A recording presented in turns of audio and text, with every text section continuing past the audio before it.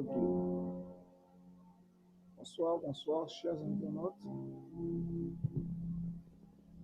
Bonsoir à tous. Nous sommes à notre énième programme d'un instant dans sa présence. Et ce soir, nous voulons partager avec vous une pensée qui nous vient à cœur.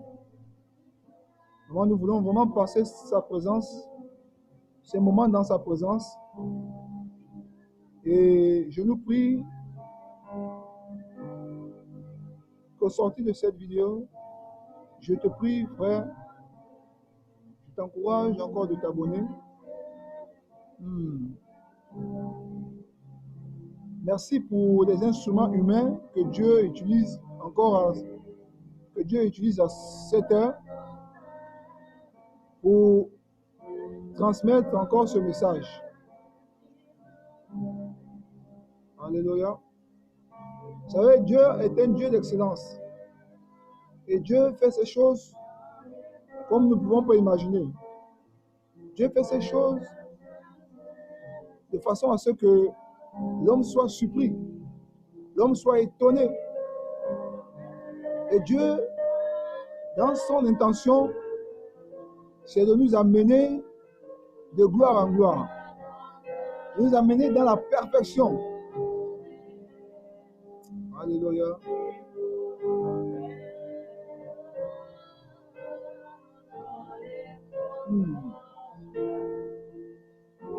Oui, Seigneur,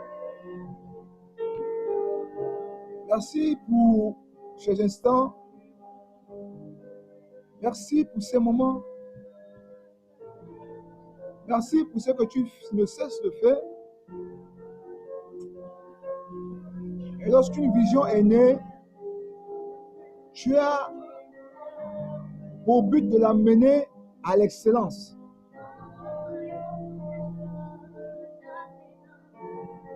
Cet après-midi, bien-aimés, nous voulons parler encore du demeuré. Hier, nous avons parlé du demeuré. Vous savez, la présence de Dieu, nous ne cesserons de parler de cette présence. C'est une atmosphère que nous créons autour de nous. Et dans cette atmosphère, Dieu a pour objectif de nous amener à grandir. Quand nous avons accepté le Seigneur bien-aimé, nous avons donné nos vies à Dieu pour que nous soyons des enfants, que nous devions ses enfants. Dieu a fait de nous de ses enfants parce que nous avons accepté cette parole. Dieu a fait de nous ses enfants à cause de sa parole. Et bien aimé, est-ce que ça suffit pour nous de rester enfants? À quel moment nous devenons fils? À quel moment nous grandissons? Parce qu'un enfant, il y a une différence entre être un enfant et être un fils. Un fils, c'est quelqu'un qui a la maturité. Être un fils, c'est quelqu'un qui est mûr dans sa pensée, qui est mûr dans ses agissements, qui est mûr dans sa conscience, dans sa façon de faire. Nous allons parler encore de ce dernier, cette histoire que nous révèle encore le livre de Luc, le fils prodigue. Bien aimé, voyons l'image de cet homme et ses deux enfants. Celui-là qui réclame ses biens. Il réclame ses biens, frère. Il réclame ses biens. Il réclame son héritage. Il est dans sa présence. Il est à la maison de son père où il ne manque de rien. Mais le gars réclame sa présence. Il réclame ses biens. Il réclame son héritage. Parce que pour lui, il se dit qu'il n'est plus enfant. Il n'est plus enfant. Pour lui, il se dit qu'il n'est plus enfant. Pour lui, il se dit qu'il est capable de mieux gérer son héritage. Il est capable de jouir de son héritage. Il a déjà l'âge de rentrer en possession de ce qui lui revient de droit. Et son père, sans hésiter, va lui remettre ce qui lui revient de droit, c'est normal. Il n'a que 2 fils. Et c'est comme ça que nous nous comportons chaque jour. Lorsque nous sommes, même avec nos parents, nos aînés, nos pères dans la foi, nos aînés, nos bien-aimés, nous réclamons souvent vite notre liberté. Est-ce que est-ce le moment? Est-ce le bon moment ou pas? Nous voilà devant cette situation. Le gars, il va prendre son héritage. Waouh! Il va s'en aller. Il va aller très loin. Il va aller très loin. Il va aller lapider son argent. Je dis bien lapider. Dans la vie de ce monde. Dans les plaisirs. Dans la débauche. Mais le gars, il va aller au point où il ne se retrouve même plus avec un centime. Quelqu'un qui était dans la maison de son père. Quelqu'un qui était bien portant. Quelqu'un qui était, je veux dire, quelqu'un qui avait tout ce qu'il fallait. Il se retrouve sans rien. Il se retrouve sans rien. Bien aimé, il va commencer à faire la bergerie quelque part, à élever les brebis, à paître les brebis.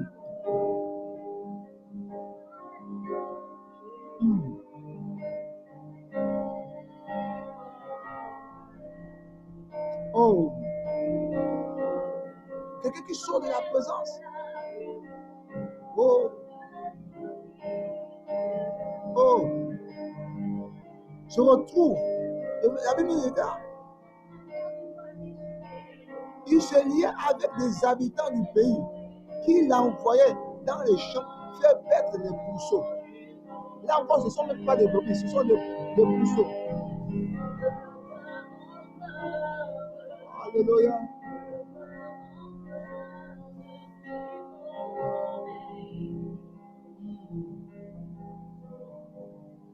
Alléluia. Oh. Il se retrouve en train de paître les pourceaux. Des pourceaux. Des porcs. Au point où il veut même manger la nourriture des porcs. Mais il n'en trouve pas. Voici notre erreur. C'est comme ça que nous nous conduisons souvent. En tant qu'enfant. On est enfant. On n'a pas encore acquis la maturité. On n'a pas encore acquis l'expérience de vie. On n'a pas encore été enseigné. Mais nous réclamons notre liberté, notre héritage. Parfois nous venons vers Dieu. Nous demandons parfois notre héritage. Est-ce le moment? Est-ce le moment, frère? Est-ce le moment? Mais le frère, ce dernier, ce fils, ayant une conscience. Regardez ce qu'il va dire. Au verset 16, il est dit, il aurait bien désiré se rassasier des carottes que mangeaient les pourceaux, mais personne ne lui en donnait. Il aurait bien voulu se rassasier de cette nourriture, mais personne ne lui en donnait. Rentrer en lui-même. Alléluia. Rentrer en lui-même. Il se dit, combien d'employés chez mon père ont du pain en abondance. Et moi ici, je péris à cause de la famille. Voilà. Il est rentré en lui-même, frère. Parfois, c'est l'orgueil qui nous empêche de revenir en arrière. Sur ce, le gars, il est revenu en lui-même. Il dit, waouh, mais chez mon père, les gens mangent. Même les esclaves mangent. Même les hommes de main mangent mieux que moi. Et moi, qu'est-ce que je fais ici? Moi qui suis enfant. Moi qui suis enfant, frère. Je n'arrive même pas à manger à mon aise. Je n'arrive même pas à jouir de ce que dispose mon père.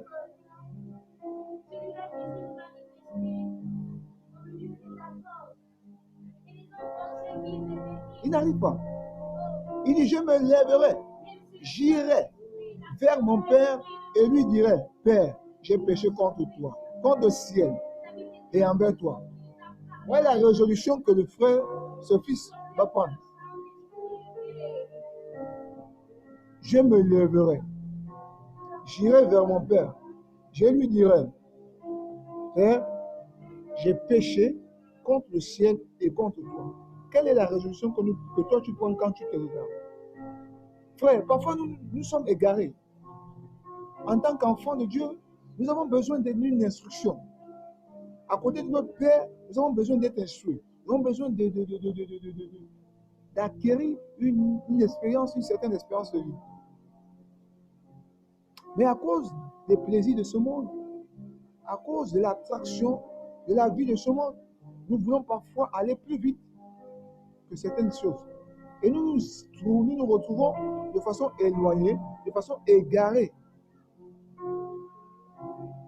Mais à cause de l'orgueil qui nous remplit, à cause de l'incrédulité que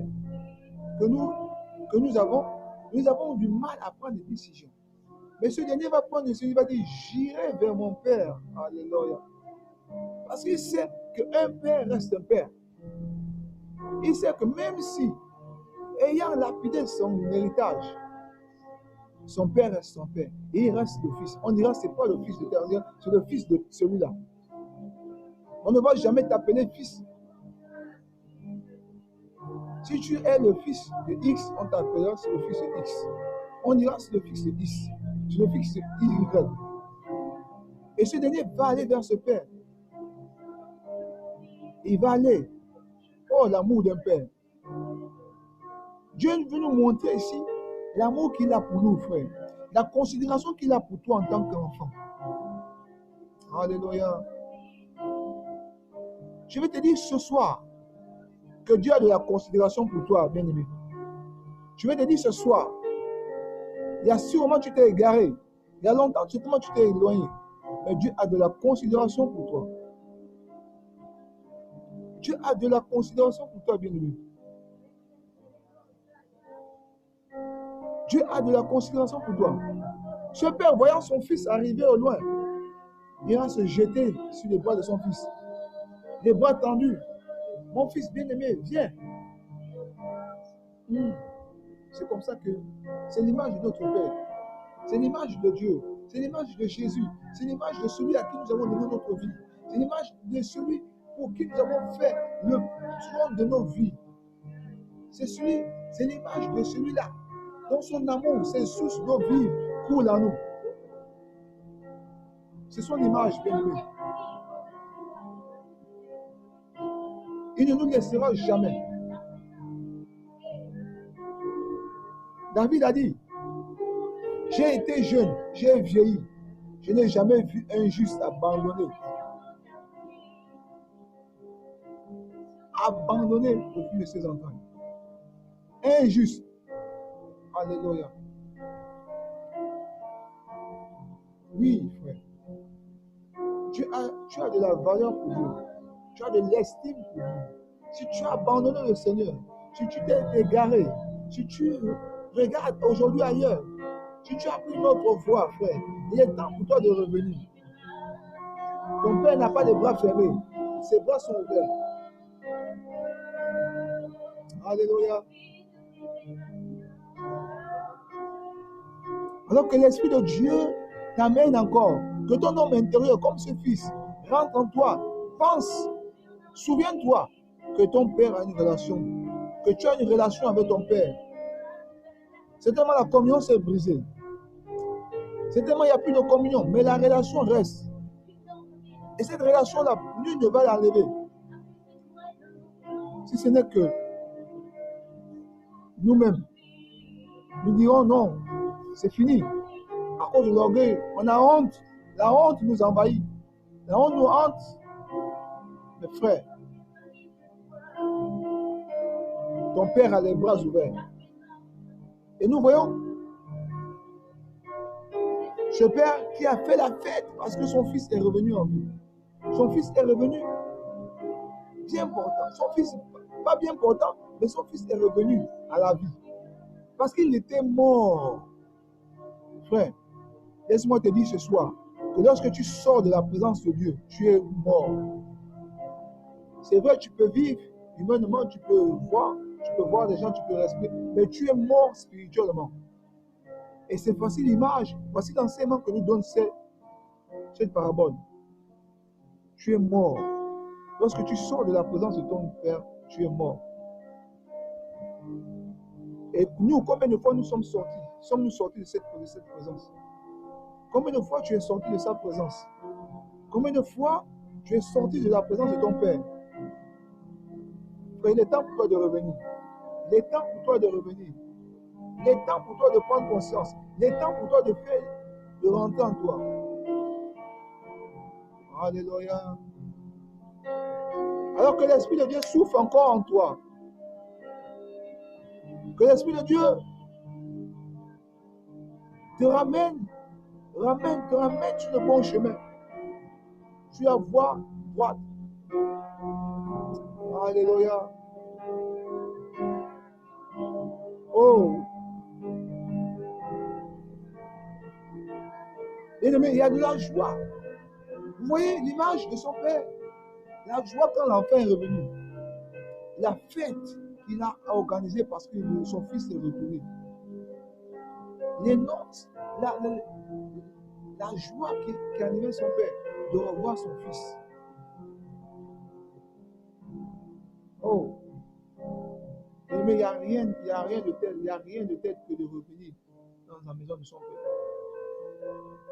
Tu n'as pas accepté, tu n'as pas donné ta vie à Christ pour t'en éloigner.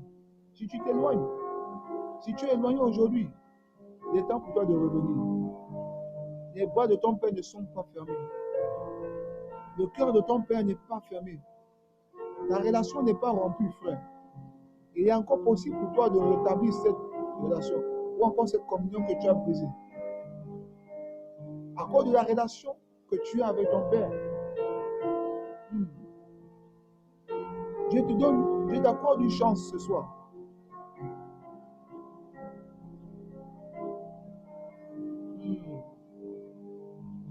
Seigneur, merci parce que tu me parles, moi. Oui, tu parles à quelqu'un ce soir.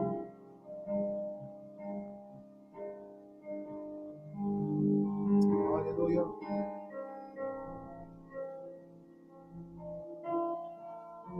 Il n'y a rien à gagner. Il y a tout à gagner dans sa présence. Nous avons parlé hier, nous avons dit que nous sommes dans le tout est accompli. Dans la nouvelle alliance où tout est accompli, il n'y a rien qui lui est impossible. Laisse le temps. Grandis encore. Grandis dans sa présence. Grandis avec ton Père. Grandis auprès de ton Père. Laisse-toi éduquer. Es-tu un fils ou tu es encore un enfant? Ce fils pensait qu'il était grand. Croyait qu'il avait déjà atteint la maturité peut-être à cause de son âge.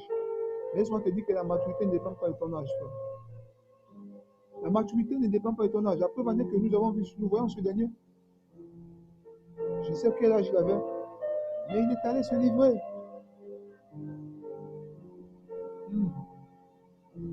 Regardez la réponse du père par rapport à l'aîné qui s'est plaint, qui se plaint, qui s'est un peu indigné. de la fête qu'avait organisé son père lorsque son frère est retourné. Regardons le verset 24. Il dit, car mon fils que voici était mort et il est revenu à la vie. Il était perdu et il est retrouvé. Et ils commencèrent à se réjouir. Or, au verset 25, le fils aîné était dans les champs. Lorsqu'il revint et s'approcha de la maison, il entendit de la musique et des danses. Il appela un des serviteurs et s'informa de ce qui se passait. Ce dernier lui dit, ton frère est de retour.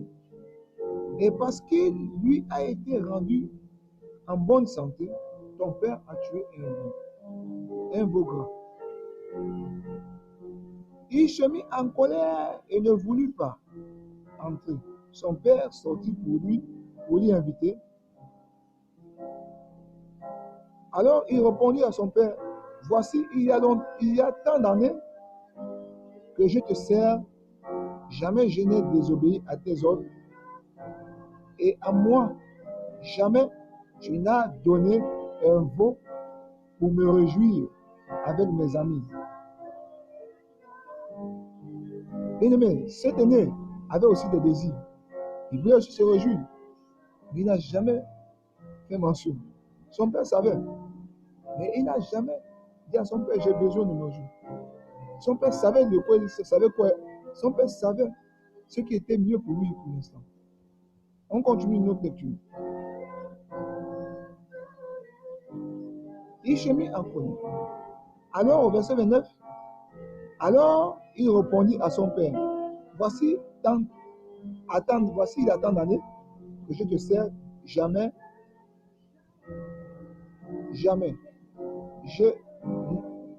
tu n'as donné un veau, un chevreau pour me réjouir avec mes amis.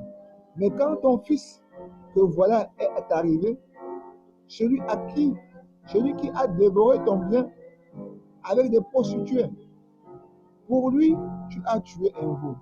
Regardons le père. Regardez la réaction du père. Il dit, toi, mon enfant, lui dit le père, tu es toujours avec moi. Waouh. Et tout ce que j'ai est à toi. Tu es toujours avec moi et tout ce que j'ai est à toi. Mais il fallait bien se réjouir et s'égayer, car ton frère que voilà était mort et il est revenu à la vie. Il était perdu et il s'est retrouvé. Waouh! Quelle joie! Il dit, toi tu es toujours avec moi. Frère, notre Dieu sait qu'est-ce qui est bon pour nous. Dieu sait qu'est-ce qui est bon pour toi. Reste demeuré à la parole de Dieu. Reste demeuré, reste attaché à sa présence. Reste sensible à ses orientations. Dieu sait ce qui est bon pour toi. Dieu sait, il connaît que ce qui est à lui est à toi. Il sait que ce qui est à lui est à toi. C'est ça l'image de Christ.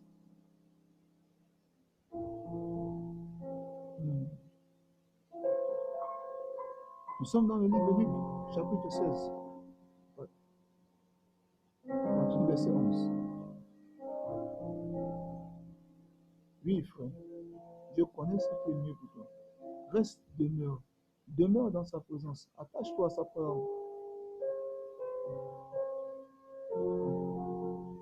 Alléluia.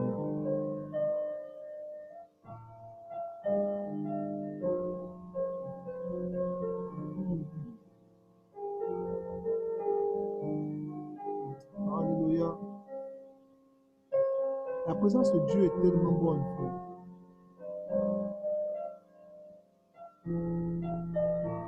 Oui, sa présence est tellement, il y a tellement de vertus, il y a tellement de bonnes choses. Frère, nous n'avons rien à perdre lorsque nous restons attachés à sa présence.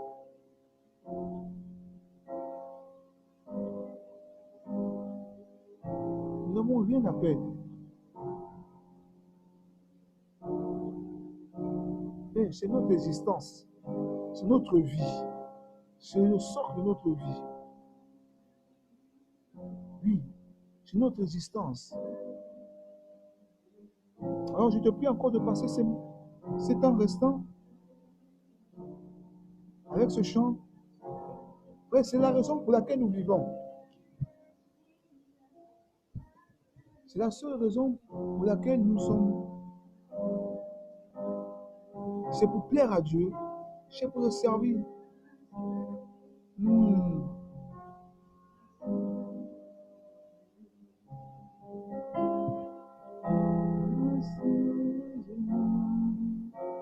La seule raison de vie, tu es Seigneur. Ma seule raison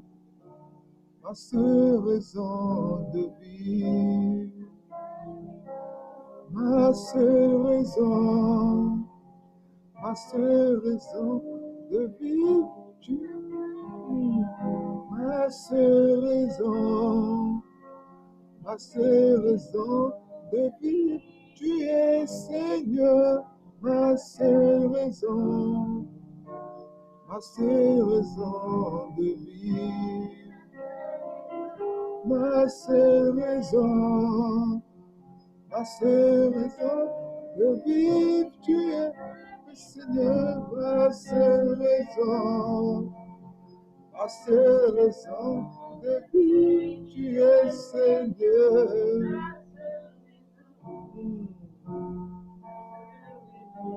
Alléluia. Amen. Oui, ce fils n'a vu que l'espoir à son père. Ce fils a vu l'espoir en son père.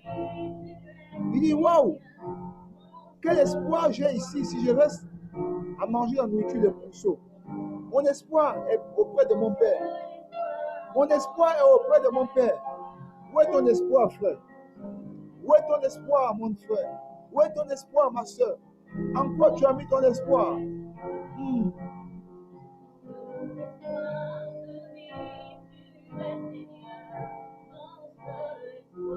Alléluia.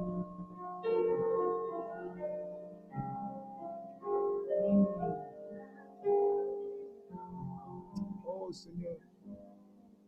Béni sois-tu pour ces temps dans ta présence. Béni sois-tu, Seigneur, pour ces moments dans ta présence. Et ta présence nous fait du bien, elle nous fera toujours du bien. Béni sois-tu pour ce que tu fais. Alléluia. Béni sois-tu, Seigneur, pour ta présence. Béni sois-tu parce que, Seigneur, lorsque nous nous perdons, Seigneur, nous avons la capacité de revenir. Béni sois-tu parce que tes bras ne sont jamais fermés, Père, pour nous accueillir. Béni sois-tu pour ton amour. Béni sois-tu parce que nous réalisons, Seigneur, que lorsque nous demeurons attachés à toi, tout ce qui est à toi nous appartient. Alléluia. Que ton nom soit béni. Que ton nom soit glorifié, Seigneur. Merci pour ces temps. Merci pour ta parole. Merci pour ta présence de ton esprit en ce lieu. Au nom de Jésus. Amen. Alors, bien-aimé, je t'invite encore à t'abonner à cette chaîne et de me laisser vos notifications. Voilà, il y a des petites clochettes juste à ta droite. Tu peux t'abonner.